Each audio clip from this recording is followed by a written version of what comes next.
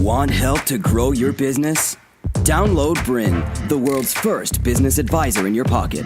To find out more, visit BRiN.ai or search the App Store today.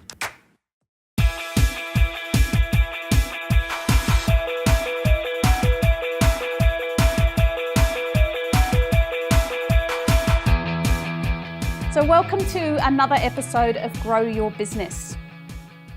My name is Ruth Knight, and I'm going to talk to you today about how to manage conflict in a team.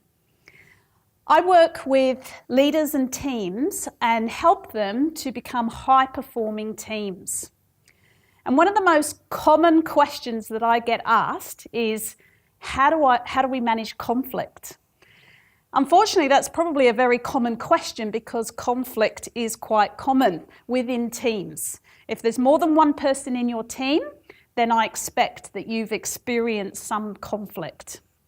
So I thought that today we would have a look at why conflict occurs in teams and how you can make sure that destructive conflict doesn't damage your team. But we want to have a look at what kind of conflict can help and support your team and how do high-performing teams manage conflict.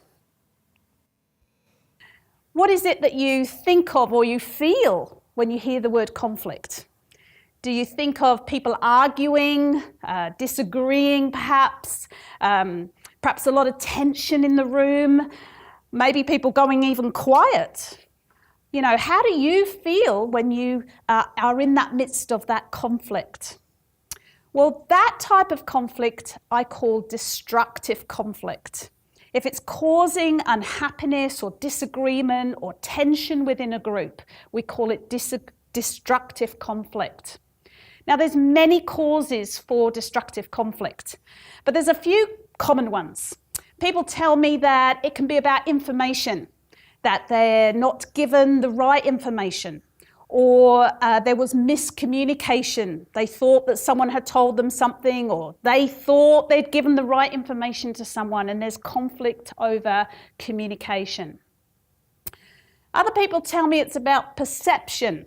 Oh, I saw it one way, and that person saw it another way, or they don't see my perspective.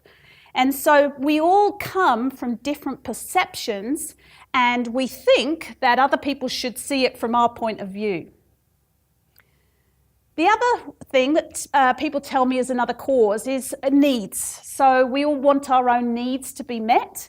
So we feel that our needs aren't getting met, or we feel that our needs might not be met. If something's got to change, or we've got to do something different, or we've got to just work differently, perhaps, then we feel that our own needs are not being met. That can be conscious or unconscious. And the other one is expectations. We have some great expectations from other people about how they should behave, how they should communicate, what they should be doing. And when those expectations are not met, we can feel a sense of conflict. Now, all of those things possibly can cause conflict. But in actual fact, there's something even deeper, and I'm going to give you a secret here, that all of those things can or could not cause conflict. It's what causes conflict is our personalization of those things. So it's how we react rather than respond to other people's behavior and to our own behavior and how we sense and what's going on. So what happens is we personalize how other people are behaving, and we want things to go our way. We want things to be comfortable for us and smooth, and we want things to go right. So when they don't, that creates a sense of conflict. Now, unfortunately, what happens when we're operating like that is that we can become very stressed. We can become very uncomfortable when we're talking to people, or when we're discussing ideas, or when we're trying to solve problems. And in fact, this type of conflict then leads to quite destructive behavior. It's very demoralizing for a team, and sometimes people can even disengage from problem solving or sharing ideas. What that does is actually disrupts productivity and efficiency with the team. because communication gets worse, or people start to personalize things even more. Now, what that eventually leads to, unfortunately, is a very toxic culture where people are not communicating well, they're not solving problems, they're not communicating as effectively as they could be.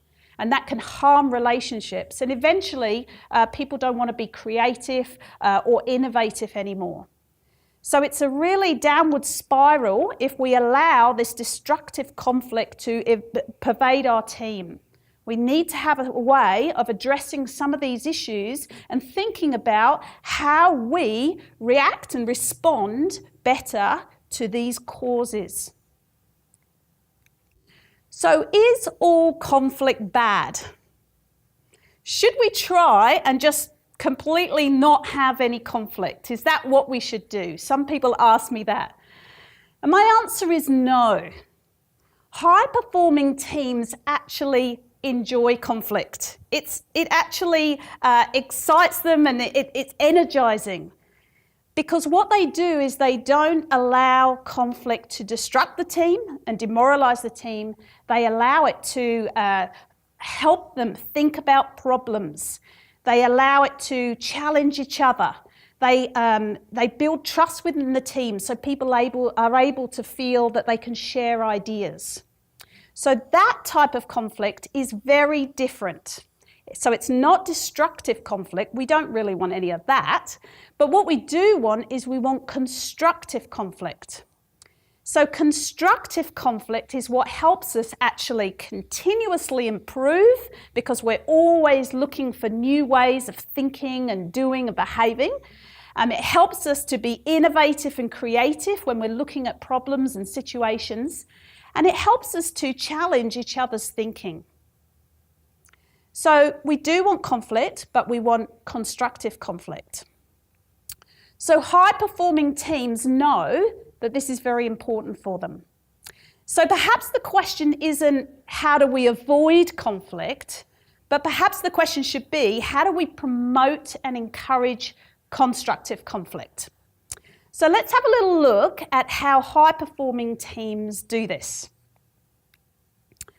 Well, the first thing is that they know the process is as important as the end result.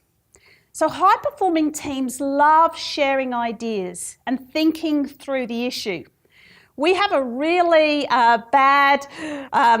we sometimes jump into conclusions and we want to get to the end result and the solutions as quickly as possible. And unfortunately, that's a bad habit that we get into. What we really need to do is actually take time for that healthy debate. We take time to think through issues and share ideas and look at different perspectives about the problem or the issue. So if we can do that, the process becomes just as important as the end result. And healthy debate and discussion is now energizing, and it actually helps the team to problem solve. The other thing is that high-performing teams spend time and know that people need to communicate and make decisions for the greater good of the team.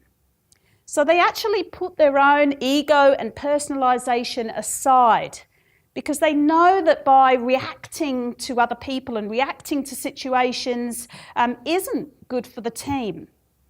They actually do a lot more listening. They do a lot more just sitting back and reflecting on what it is the problem is. They spend a lot more time just communicating about how they're feeling and what's going on for them and how they see the situation. I don't know if you've ever been to a sporting game at night. Have you been to a stadium where they have these great big spotlights and the spotlights are coming down onto the game? Now, where is the floodlight going? It's not going on to the audience, is it? And it's actually, sometimes it doesn't go even onto the players. The spotlights are there to help the players see the ball. Because the most important thing for those players is to see where the ball is. So high-performing teams know that if the floodlights are on them, if they make the attention all about them and are trying to get some attention about what they think and what's important to them, then we've taken our eye off of the problem, off of the issue that we're all trying to discuss. So this is a key thing that high-performing teams do, is they take the floodlights off the people and off the people discussing the problem and actually say, what's the problem? When they do that, then the differences of opinion can actually increase the breadth and depth of each member's understanding of the problem and each other. So when we can actually depersonalize it and say, how do we all see this problem? Can everybody share their perspectives? You learn and grow individually and as a team. Because if we don't do that, we're stifling honesty and communication between the team. And that's when people shut down, when they feel that no one's listening to them or nobody wants to hear what they've got to say. So these are the things that high-performing team members know are critically important as they go into talking about issues and problems. So what should teams be aiming for? So if your team is working together, you should make sure that everybody feels secure about sharing their opinions and perspectives.